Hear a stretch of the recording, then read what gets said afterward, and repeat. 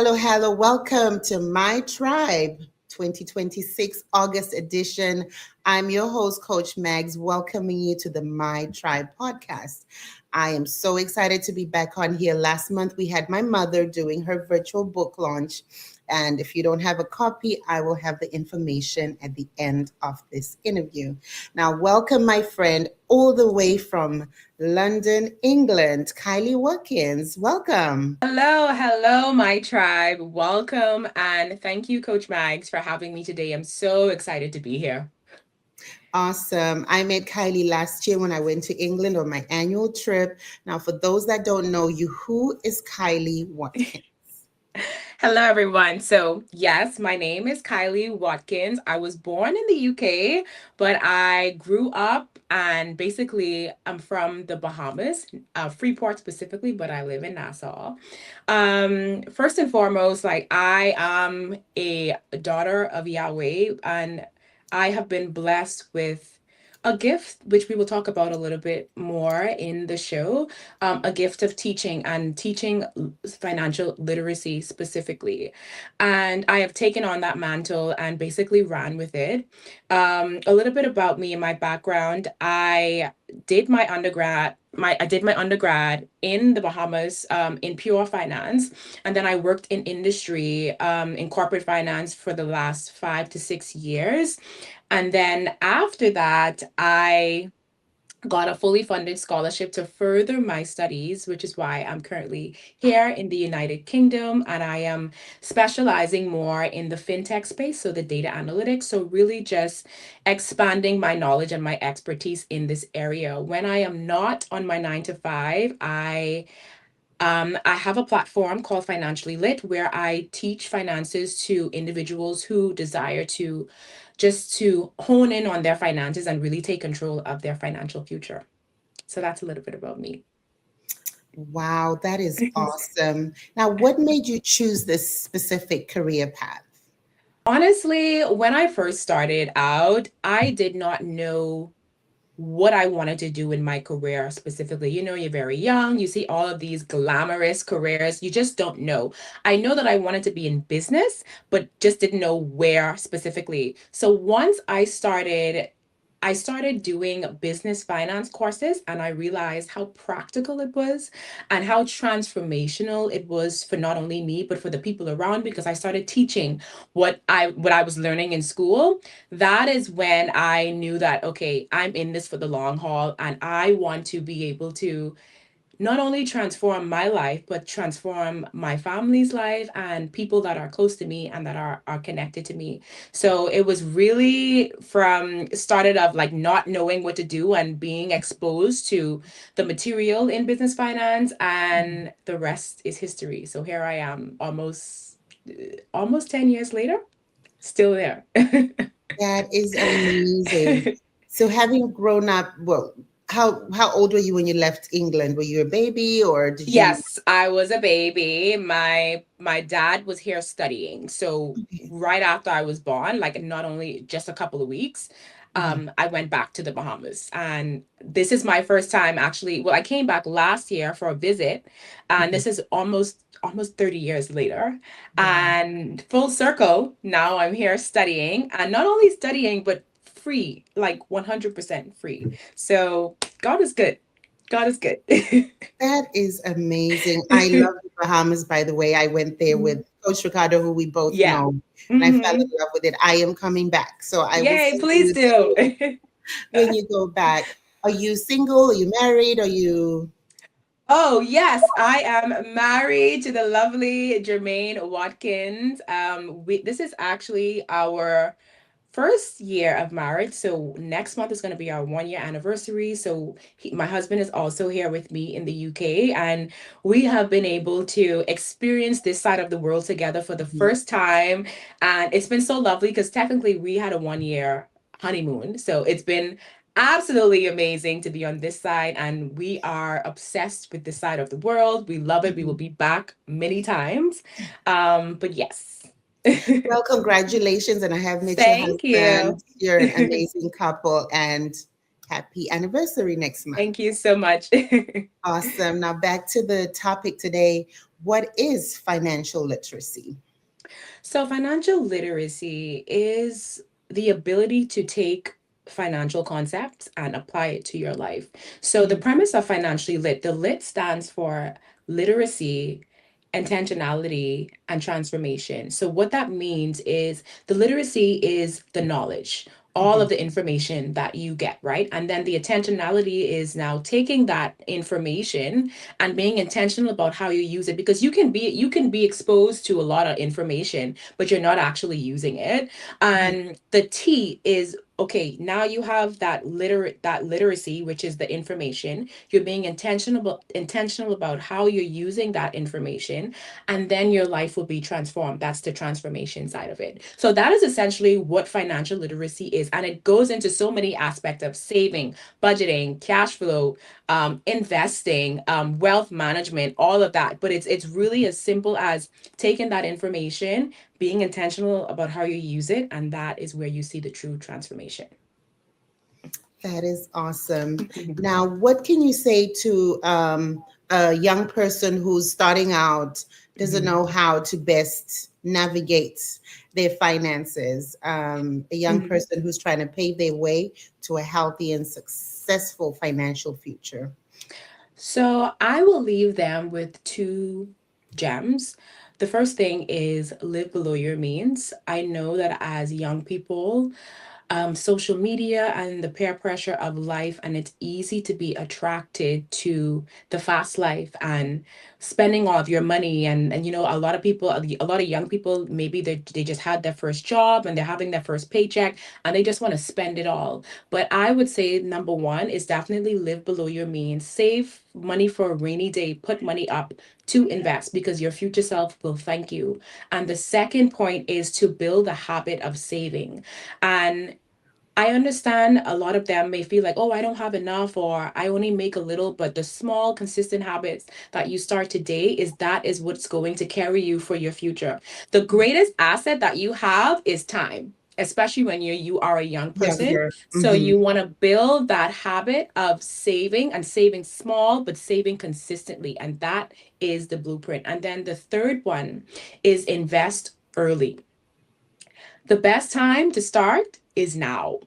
because again, time is on your side, and that is how you build real wealth. Saving alone is not yes, it helps, but the investing aspect of it is what is going to help you to grow your wealth over time, so that you can benefit from the seeds that you sow, your family as well as your children's children. So those are the three gems I will leave with them. Number one, live below your means. Two, build a habit of saving.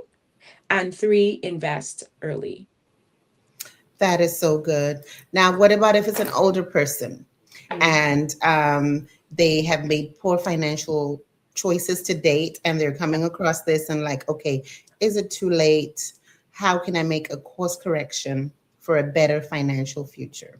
So the first thing I would say is awareness is key, understanding the mistakes that you have made, and then you go from there. And then the second thing is deciding that something actually needs to be done. Some people are in denial that they don't have any financial issues. So if Mhm. you're not aware, you're not going to change anything. If nothing changes, nothing changes. So there are advisors that can help you to start over. As long as you are alive, there is a way, there is a will, you have time. So start with awareness and deciding that something needs to be done, and source trusted advisors that can help you. There are people like myself, there are other professionals that can help you along the way, that can help to just to help you with your blind spots, so that you Mhm. could get back on track. This is a journey and not a destination, so it doesn't matter where you are in your financial journey. You Mhm. can pick up where you left off and make a change. That is really good. Mhm. Mhm. Talking about investing, there's a lot of stock trading and all these schemes. Yeah. I There's a lot of pyramid schemes that if you invest 6,000, you're going to get 18,000 by a certain time. What do you have to say about those? Because I have heard a few people that have done well and some people that just have not. What is your advice on those kind of investments Mhm. and I what? Mhm. Okay, no, I was sorry to cut you off, but I will say that if it looks too good to be true, it probably is, Mhm. because the foundation of investing, I'm not going to get into the numbers and the mechanical things of Mhm. it, but it's Mhm. time. T is time.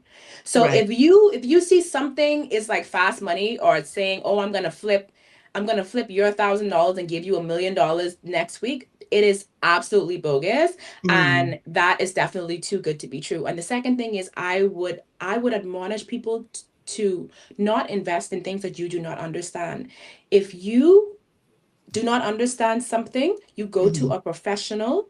You don't have to understand the mathematical and all of the operational things behind it, but you need to Right. understand what you are investing in. So I would say, if something is too good to be true and it sounds too good, it probably is, and you're going to lose out on. I've heard stories of people going into things blindsided and losing all of Mhm. their wealth. So I Mhm. would say, definitely, that's why I say small consistent habits and investing, but you have to give it time. I know we live in this microwave society, and we want to see the fruits of our labor um next week or next month, but it doesn't work like that. Even when you're on a health journey, you're trying to eat better, you're trying to build better relationships, all of these things, like, they all have one core principle, and that's time. Right. So I would say fast money is not good money. That is really good. And so you always advise to invest with a professional, like with the advice of a professional financial advisor. Yeah. Yeah. And then, some people are like trading and doing things on their own, but they have gone through training. They've gone through educational content to Mhm. educate themselves on what they're doing. They're not doing things blindsided. So Mhm. even if you decide to do it on your own, that's okay. You can have your own portfolio and pick in your own stocks. You don't need a professional. I advise, if you are a beginner, it is helpful to have a professional, but it's not like the only way to invest at all. Awesome. Mm-hmm. Now, having been in the financial industry for 10 years, Mm-hmm. what message or lesson have you learned over the years that you would advise anybody who's listening today? I would advise everybody to know your numbers. If you say that you want to have wealth, have wealth, build wealth, you want to invest in the home, you want to maybe save for a new car, save for education. Mhm. If you are not making a plan, and you actually know your numbers, then these are just dreams that potentially are never going to come to fruition, because you have no plan on how to get there. So the first thing is knowing and understanding your numbers, and the second thing is knowing where you are financially. Do not lie to yourself. If you are in an unfavorable position, there are Mhm. ways to get out. There are professionals, there are educators like myself that can help you along the way, but Mhm. you have to understand where you are in order to get where you want to be. So I would say those are like the two major things: know your numbers Mhm. and know where you are financially. That is awesome. Now, what does the future hold for you? Well, we make our plans, but God has God. his own way Yes. of doing things on his own time. Mhm. Um, like, for example, I'm here right now. London was not on my radar. So it's I do have some things, like, one, when I go home, I'll be leaving London very soon. Unfortunately, I'm really sad about I'm it. But sorry. going back home, it's okay. London is here to stay. Like, I will Right. be You can traveling always come back. Yeah, back. exactly. But definitely one of them is, I will be transitioning from corporate finance into wealth management when I go home, and it's really exciting. It's still in finance, but it's a different aspect of finance, and I'll be working more closely with families and wealth building, and that's really exciting to me. So that is definitely going to be in the future. And then also, for financially lit, I am working on so many amazing products um that is going to help my island and society and the people that I work closely with. So I'm really excited about, presenting those in the next couple of months. So those are the two things that's really, like, that's really taking up the most of my, my focus right now, and I love it. It doesn't even feel like work. It's a passion of mine, and I feel like I'm in my purpose when I see other people being transformed by the things that I'm doing. Mhm. So yeah, so those are just some of the things. But you know what? These are my plans, but God may have his own thing in the next, 3 to 5 years. But so far, that is what is on my agenda. That is really good. It's two things that you said, doing something that you're passionate about. Mm-hmm. Um, it's so important. And then also your love to help Yeah. people be better in their finances. So the church, I'm just going to bring us to the church. A lot Okay. of times, I think I was raised in the church from my mom got saved when I was born, and it's always give and you'll Mm-hmm. receive. And I think a lot of Christians will give and expect that multiplication and wonder, wait, I've been giving all my life and sacrificing sometimes my whole paycheck. Why isn't the blessing or the breakthrough coming? What would you suggest to a Christian who believes in giving and receiving, which we do, on Yeah, the absolutely. financial literacy side?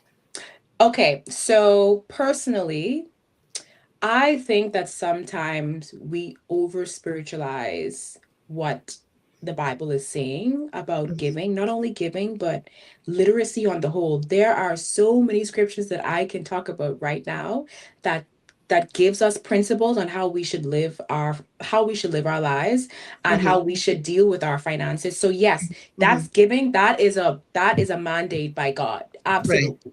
You give your 10% and you may feel led to give to the poor, or however you decide to do, however you decide, or the Holy Spirit leads you, then Mhm. that's fine. But the outside of that, a lot of us do not follow the biblical principles on our finances, like budgeting, saving for the future, saving for a rainy day, counting the cost. Counting the cost is basically budgeting.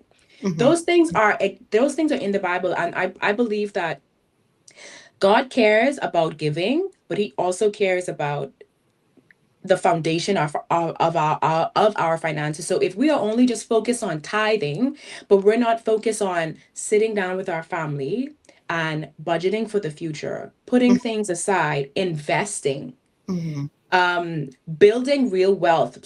For some people that may look like building businesses or working a 9 to 5, however you decide to build your wealth. We're not following those principles, we're just following the giving. So Mhm. I think we have to look at it in a more holistic way.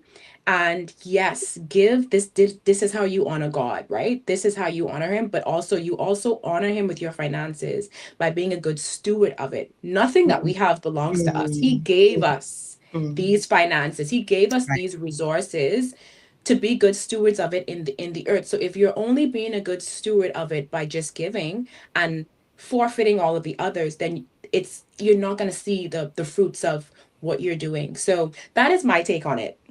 That's That my is take really on good. That is it. really good because I could give exactly as I'm supposed to, or even give above and beyond, and then Mhm. go and spend the whole whatever's left, and then wonder, God, why am I Exactly. not being blessed? Right. Exactly. Or you can give, right? And you Hmm. get that in return, right? Double for your trouble. You Hmm. get it back. And Hmm. then you go and you just spend it frivolously, Right, and right. you save nothing, you Hmm. invest nothing. So it's Hmm. almost as if, like, okay, what was the purpose of me giving my resources to you to steward? You're not being good stewards. And that is how we should also honor God, by being good stewards of what he has given us. Yes, Hmm. give 100%, but when you receive, Hmm. use wisdom on how you deal with what you receive, if that makes sense. That is good. Yeah. I did a Mhm. class once that said something like every time you get paid, you have to save a certain. I know you probably do this in more detail with Yeah. one person looking at how their finances, but is there like a percentage that should be saved every month, or just save whatever you feel like that month? Yeah, so there is a rule of thumb, and again, this is not gospel. It is just like a common standard of it in finances. Mhm. It's called the 50-30-20 rule. And essentially what that is, it's a budgeting technique, and there are several of them, but this is the most used one. So Right. 50% of your income, your all of your income, and income Mhm. comes from different sources. Right. 50% of your income goes to your needs.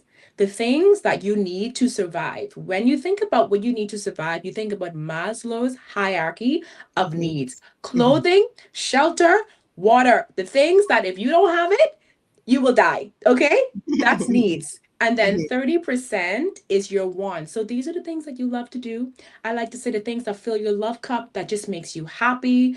That may be you want to get your nails done, you want to buy a new outfit, you want to get your hair done. These are your wants. 30% of your income goes to your wants. And you have your 20%, Mhm. which goes to savings and investments. So that's short-term savings as well as long-term. Short-term is from maybe 3 to 6 months to a year, and Mhm. then long-term maybe anything over that. And then you're investing. So investing is for the long haul. That's Right. years of investing. Mhm. So that is basically like a rule of thumb, but you are based on, your current financial situation. It Mhm. can change. Like you can have 40, 20, 30, or you could change up the percentages. And if you're someone that likes numbers, I personally use the 50-30-20 rule, and I put it in Excel, and I have pie charts, and I can see how much of my income is going to wants, how much goes to needs, how much am I investing, like stuff like that. So if you're more like a visual person and you want to see the numbers, you want to see the pretty pie charts, Mhm. the 50-30-20 rule will definitely work. And then also I want to recommend one more. Mhm. It's also a budgeting technique. It's called the envelope method. And you get an envelope, just like something that looks like this. Right. And you will write on each envelope all of your expenses for the month. And yes, you treat your savings and investments like an expense, because think about it. If you treat it like a bill, if you don't pay your light bill, your light is going to go off. Right. So think about your savings and investments like a bill, so that yes, that's a must. It has to go. You have to pay it, or Mhm. else my future self will actually Suffer. be exactly suffer. So you write all of them on, and you put cash in all of them. So this Mhm. is someone that may, if you struggle with debit cards, credit Mhm. cards, Mhm. psychologically, when you see money leaving, you spend slower. It's scientifically proven. So that is why you use the envelope method and use cash instead of your Can you credit repeat cards. that? You said scientifically what? When you see money? Scientifically, if Mhm. you struggle with your finances, with in as relates to your debit or credit cards overspending, when Mhm. you see cash leaving as you spend slower, Mm. because you can physically see it. When Mm. you're using debit cards, you You can't don't see the see amount. So until it's zero. you're just swiping. Until it's So zero. yeah, so when you see money leaving, you're like, "Oh wow, I have less and less." Mm. Psychologically, you're going to spend slower. So, for anyone watching, if you struggle with credit cards, go back to the basics and try the envelope method. So, when that line item, that grocery bill is done, Mhm. you have no more in that pot, that's no more groceries for No the more month. groceries. Wow. That's Yeah, so it helps. It that's really helps. good. That is really good. Now, are there any books you recommend? My friend told me about this one and I just started reading it. But are there any books that you recommend to somebody who's like, okay, she's challenged me. I want to change my life? Yes. So there are three books that I am thinking about right now. One of them is The Psychology of Money, and that really helps you to rewire your thinking about money, because it really starts in the mind. It really starts with your Mhm. perception and how you think about money and your relationship with money. So that will be a good one to start with. And then second is Atomic Habits. So, initially I talked about, forming small habits, and those small consistent habits is what changes your life over time, not the big ones. not the Mm-hmm. grandiose ones that we do overnight. Mm-hmm. So Atomic Habits teaches you how to build good habits for the future. And it's not only beneficial for your money, but also for your health, for your relationships, for your finances, like all of it. It just teaches you how to build good habits. So I think that's a really good one, Mm-hmm. for someone that really wants to build a good foundation for their habits. And then the third one is Get Good with Money. I do not remember the lady's name right now. Okay. Um, but Get Good with Money. She's very popular. So if you Google it, you'll definitely find the you will find the name. Actually, I'm going to just look for it like really quickly, if you don't mind. Yeah, I was looking too. Okay, Tiffany Aliche. Okay, yes, I've seen it. Yes, Get Good with Money. 10 steps. Wait, what is it? A practical guide for an yeah. 10 So simple yeah, steps to becoming financially whole. yes, Get Good with Money. She's really good as well. She's doing so many amazing things in investing. I mean, in the just the money space. So that would be a really good place to start as well. Awesome. This is so good. This has been a very, very good conversation. I'm actually thinking, Great. okay, what do I need to do? I actually have Atomic Habits on my Audible. I started Oh, it, lovely. didn't finish it, so that's going to Okay. be my first book to finish Awesome. on Audible this week. Gosh, okay, great. Any closing remarks? And when you finished, I would like you to let us know how we can get hold of you. I Mhm. think churches need to get you in, of course, corporate companies, Yeah, and definitely we're going to have you back either on here or in absolutely. person because what you Okay. have to say is amazing and everybody needs to hear it. Everybody, everybody, young, old, white, Yes, black, we yes, all need it. exactly. So closing, I almost want to encourage whoever is listening, and if you are struggling, if you're new to this money management space and you're really decided, like, I really want to take control of my life in this way for Mhm. my future and my family's future, I would tell you to know and understand that this is a journey and not a destination. And you will mess up, you will make mistakes. We're human. We are Mhm. 100% human. But once you have dedicated yourself to changing your life, changing your mindset, changing your habits, and becoming consistent, and with your future self will thank you. I promise you, in 5, 10 years from now, you will be grateful that you made the decision to just start today. The next best time to start in whatever area you may need assistance with in your finances is right now.